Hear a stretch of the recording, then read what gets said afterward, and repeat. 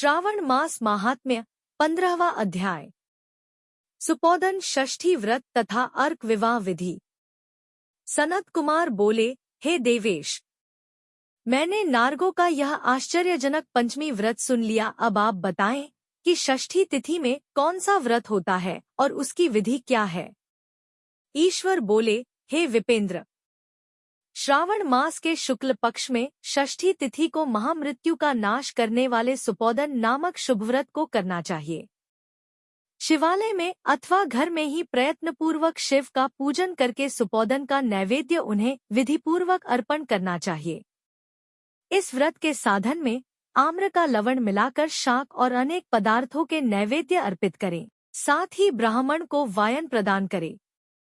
जो इस विधि से व्रत करता है उसे अनंत पुण्य मिलता है। इस प्रकरण में लोग एक प्राचीन कहानी सुनाते हैं जो इस प्रकार से है। प्राचीन समय में रोहित नाम का एक राजा था। काफी समय बीतने के बाद भी उसे पुत्र रत्न की प्राप्ति नहीं हुई। तब पुत्र की अभिलाषा में उस राजा ने अत्यंत कठोर तप किया। ब्रह्मा जी ने राजा से कहा, तुम्हारे प्रारब्ध में पुत्र नहीं है। तब भी पुत्र की लालसा में वह राजा अपनी तपस्या से जरा भी विचलित नहीं हुआ। इसके बाद राजा तपस्या करते करते संकटग्रस्त हो गए। तब ब्रह्मा जी पुनः प्रकट हुए और कहने लगे, मैंने आपको पुत्र का वर तो दे दिया है, लेकिन आपका यह पुत्र अल्पायु होगा।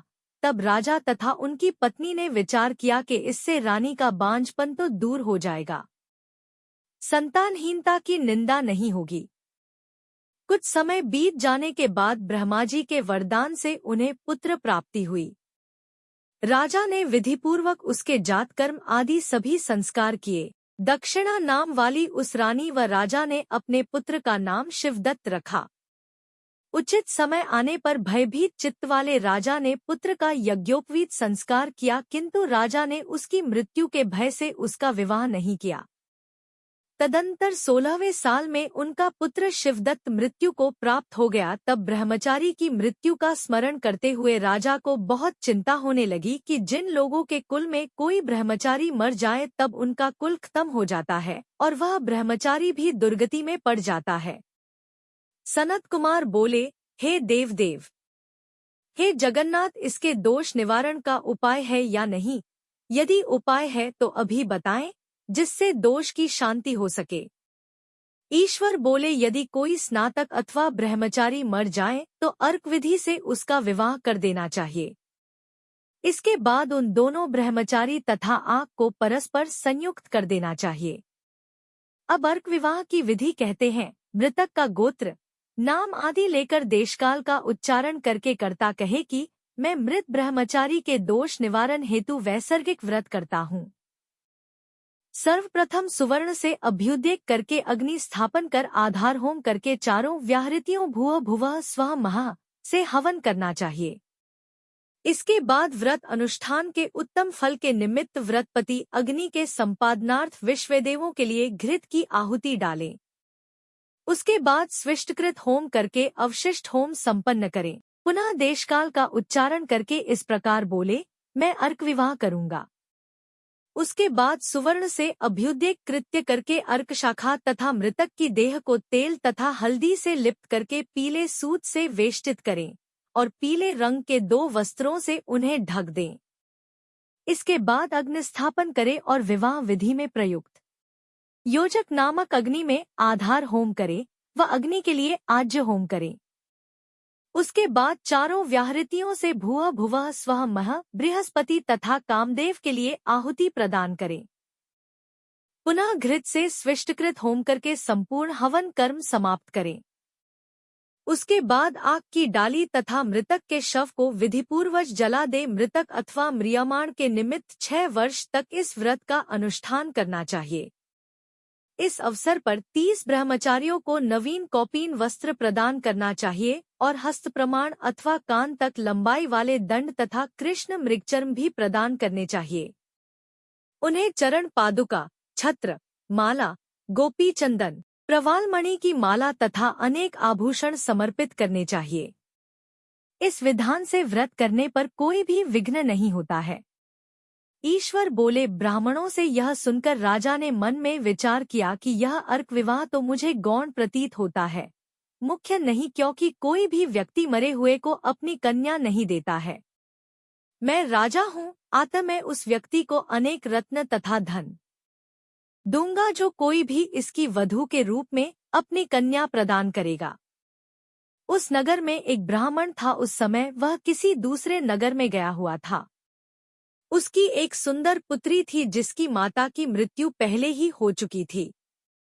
ब्राह्मण की दूसरी भी पत्नी थी जो ब्राह्मण की पुत्री के प्रति बुरे विचार रखती थी तथा दुष्ट मन वाली थी। कन्या 10 वर्ष की तथा दीन थी और अपनी सौतेली माता के अधीन थी। अतः सौतेली माता ने द्वेष तथा अत्यधिक धन के लालच में 1 लाख मुद्रा लेकर उस कन्या को मृतक राजकुमार के लिए दे दिया। कन्या को लेकर राजा के लोग नदी के तट पर श्मशान भूमि में राजकुमार के पास ले गए और शव के साथ उसका विवाह कर दिया। इसके बाद विधानपूर्वक शव के साथ कन्या का योग करके जब वे जलाने की तैयारी करने लगे तब उस कन्या ने पूछा, हे सज्जनों, आप लोग यह क्या कर रहे हैं? तब वे सभी दुखित मन से कहने लगे कि हम लोग तुम्हारे इस पति को जला रहे हैं। इस पर भयभीत होकर बाल स्वभाव के कारण रोती हुई उस कन्या ने कहा, आप लोग मेरे पति को क्यों जला रहे हैं? मैं जलाने नहीं दूंगी। आप लोग सभी यहाँ से चले जाइए। मैं अकेली ही यहाँ बैठी रहूंगी और जब ये उठेंगे तब मैं अपने पतिदेव के साथ चली जाऊंगी। उसका हठ देखकर दया के कारण दीन चित्त वाले कुछ भाग्यवादी वृद्धजन कहने लगे, अहो, होनहार भी क्या होता है, इसे कोई भी नहीं जान सकता। दीनों की रक्षा करने वाले तथा कृपालु भगवान न जाने क्या करेंगे। सौत की पुत्री का भाव रखने के कारण सौतेली माता ने इस कन्या को बेचा है। अतः संभव है कि भगवान इसके रक्षक हो जाएं। अतः हम लोग इस कन्या को व इस शव को नहीं जला सकते, इसलिए सभी को अच्छा लगे तो हम लोगों को यहाँ से चले जाना चाहिए। परस्पर ऐसा निश्चय करके वे सब अपने नगर को चले गए। बाल स्वभाव के कारण यह सब क्या है इसे न जानती हुई भय से व्याकुल वह कन्या एकमात्र शिव तथा पार्वती का स्मरण करती रही। उस कन्या के स्मरण करने से सब कुछ जानने वाले तथा दया से पूर्ण हृदय वाले शिव पार्वती शीघ्र ही वहां आ गए। नंदी पर विराजमान उन तेजनिधान शिव पार्वती को देखकर उन देवों का न जानती हुई भी उस कन्या ने पृथ्वी पर दंड की भांति पड़कर प्रणाम किया। तब उसे आश्वासन प्राप्त हुआ कि पति से तुम्हारे मिलने का समय अब आ गया है। तब कन्या ने कहा कि मेरे पति अब जीवित नहीं होंगे। उसके बाल भाव से प्रसन्न तथा दया से परिपूर्ण शिव पार्वती ने कहा कि तुम्हारी माता ने सुपोदन नामक व्रत किया था। उस व्रत का फल संकल्प करके तुम अपने पति को प्रदान करो। तुम कहो कि मेरी माता के द्वारा जो सुपोदन नामक व्रत किया गया है उसके प्रभाव से मेरे पति जीवित हो जाएं। तब कन्या ने वैसा ही किया और उसके परिणामस्वरूप शिवदत्त जीवित उठ खड़ा हो गया। उस कन्या को व्रत का उपदेश देकर शिव तथा पार्वती अंतर्ध्यान हो गए। तब शिवदत्त ने उस कन्या से पूछा, तुम कौन हो और मैं यहाँ कैसे आ गया हूँ? तब उस कन्या ने उसे वृत्तांत सुनाया और रात हो गई। प्रातः होने पर नदी के तट पर गए लोगों ने राजा को वापस आकर कहा कि हे राजन, आपका पुत्र व पुत्रवधू नदी के तट पर स्थित है। विश्वस्त लोगों से यह बात सुनकर राजा बहुत खुश हुआ। वह हर्ष भेरी बजवाते हुए नदी के तट पर गया। सभी लोग प्रसन्न होकर राजा की प्रशंसा करने लगे। वह बोले, हे राजन, मृत्यु के घर गया हुआ आपका पुत्र पुनः लौट आया है। इस पर राजा पुत्रवधू की प्रशंसा करने लगे और बोले कि लोग मेरी प्रशंसा क्यों कर रहे हैं?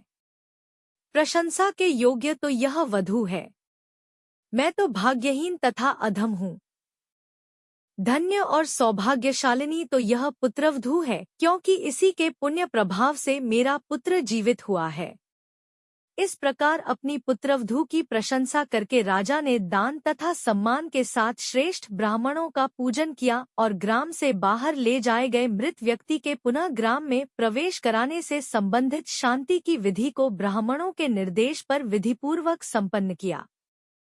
हे वत्स, इस प्रकार मैंने आपसे यह सुपोदन नामक व्रत कहा। इसे 5 वर्ष तक करने के अनंतर उद्यापन करना चाहिए।